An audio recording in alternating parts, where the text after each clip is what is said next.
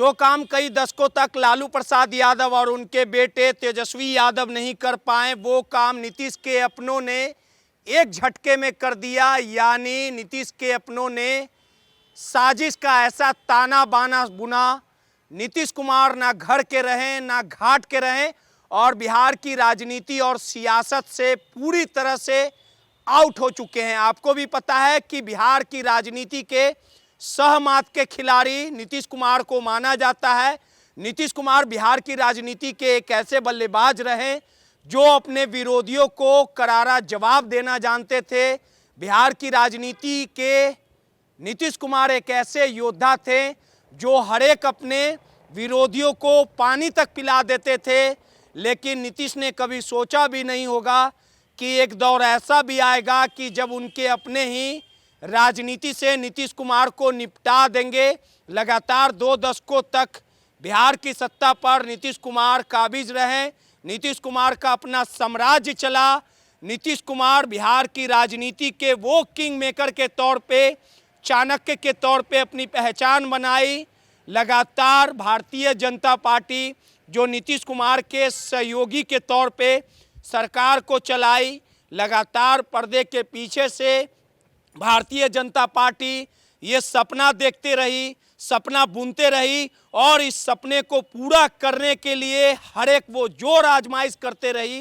कि बिहार में भारतीय जनता पार्टी का मुख्यमंत्री होगा। लेकिन नीतीश कुमार के रहते ये आज तक सफल नहीं हो पाया। जिस बिहार की राजनीति में बड़ी पकड़ और मजबूत पकड़ और बिहार की राजनीति की कमान को, बिहार की राजनीति की लगाम को पकड़ने वाले और बिहार की राजनीति के नब्ज को समझने वाले लालू प्रसाद यादव भी नीतीश कुमार को बिहार की राजनीति से आउट नहीं कर पाए। लगातार बिहार की राजनीति में नीतीश कुमार को उखाड़ फेंकना हर बड़े राजनेताओं के बस का बात नहीं है। भारतीय जनता पार्टी जो देश की सबसे बड़ी पार्टी, जो कई दशकों तक 10 से 15 सालों तक हर एक वो दाव चली, हर एक वो जोर आजमाइश हुआ और भारतीय जनता पार्टी ने जो सपना बुना था उसे आज तक सफल नहीं कर पाई। भारतीय जनता पार्टी ने कई नीतीश कुमार के चेहरे को डाउन करने के लिए हर एक अपने बड़े राजनेताओं के ऊपर दाव खेला। लेकिन नीतीश कुमार के सामने भारतीय जनता पार्टी का हर एक वो राजनेता चारों खाने चित रहा, पूरी तरह से असफल रहा और नीतीश कुमार के सामने आरजेडी यानी राष्ट्रीय जनता दल के सर्वोसर्वा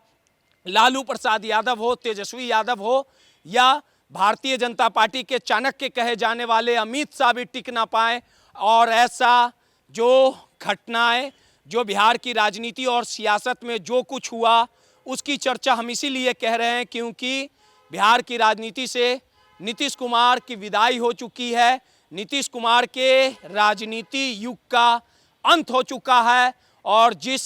बिहार की राजनीति में नीतीश कुमार का जो साम्राज्य, रुतबा, वर्चस्व और आन और बान शान चलता था वो सब कुछ समाप्त हो चुका है। और इसके पीछे जो वजह रही, आखिरकार भारतीय जनता पार्टी ने जो कई दशकों तक सपना देखा वो आखिरकार नीतीश कुमार के अपनों के माध्यम से ही भारतीय जनता पार्टी ने वो सब कुछ निपटाया। नीतीश कुमार को निपटाने के लिए किस प्रकार से शतरंज की बिसातें बिछाई गई और भारतीय जनता पार्टी ने किस प्रकार से साजिश रची, वो तमाम घटनाओं के द्वारा, घटनाओं का जिक्र करके हम आपको बारीकी से बताएंगे कि वही भारतीय जनता पार्टी है जब 2015 का विधानसभा का चुनाव हुआ था और चुनाव में बड़े भाई छोटे भाई यानी लालू प्रसाद यादव और नीतीश कुमार ने चुनाव लड़ा। डिप्टी सीएम के तौर पे तेजस्वी यादव, जिन्होंने बिहार की राजनीति के गुना गणित को नीतीश कुमार के संरक्षण में सीखने का काम किया। 2 सालों तक ये सरकार चली, उसके बाद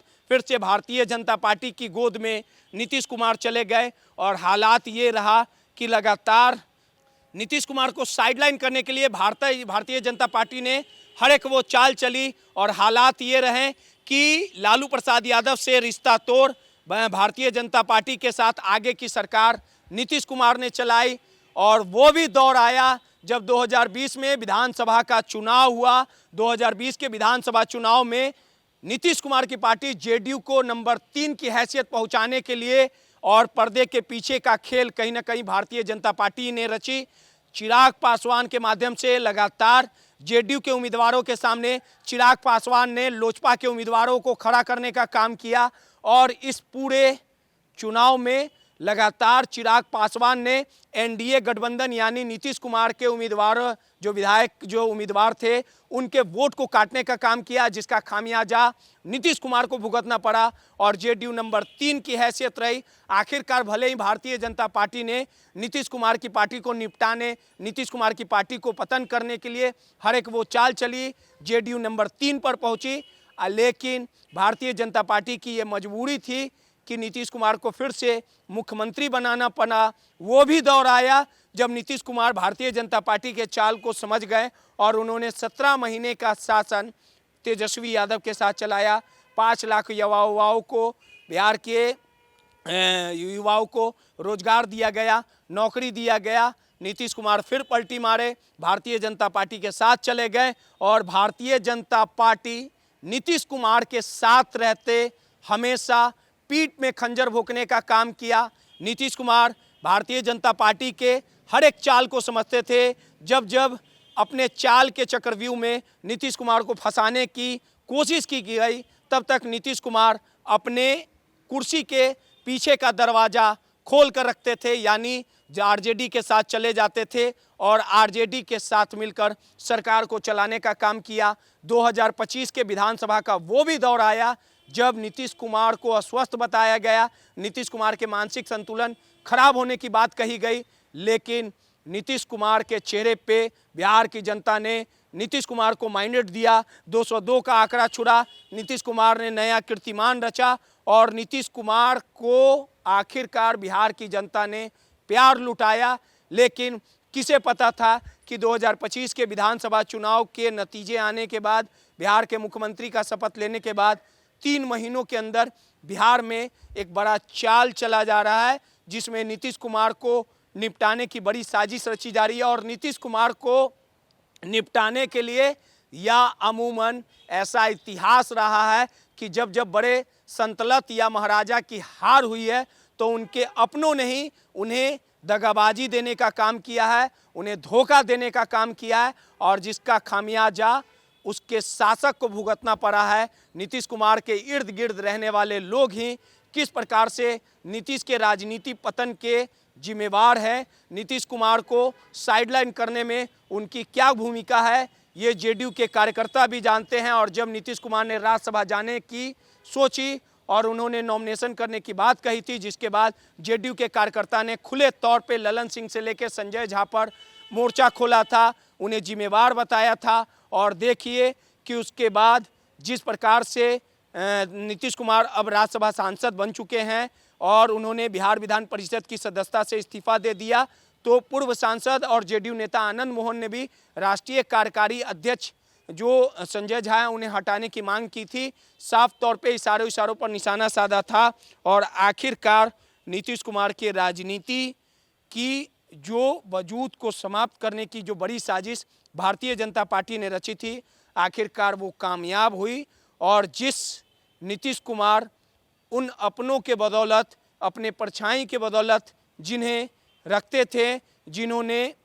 नीतीश कुमार के चेहरे पे अपने राजनीति वजूद को आगे बढ़ाया, वो हर एक मुकाम हासिल किया, वही नीतीश कुमार को आखिरकार निपटा दिए। और बिहार का अगला मुख्यमंत्री बिहार बीजेपी का कौन बनेगा ये तो आने वाला समय ही बताएगा। लेकिन जो बिहार बीजेपी की जो मंशा थी, आखिरकार उसमें कामयाबी मिली। और अब आगे आने वाले भविष्य में देखना दिलचस्प होगा कि जब राज्यसभा सांसद यानी दिल्ली का रुख नीतीश कुमार करेंगे, उनके बेटे ने जेडीयू की सदस्यता ले ली है, पिता की तरह वो बिहार की राजनीति में लकीर खींच पाएंगे कि नहीं खींच पाएंगे, और अपनों के बीच में जो विभीषण है, जो धोखेबाज है, उससे कैसे निशान जेडीयू को बचा पाएंगे और आगे आने वाले भविष्य में जेडीयू का भविष्य क्या होगा, ये सब कुछ देखना दिलचस्प होगा।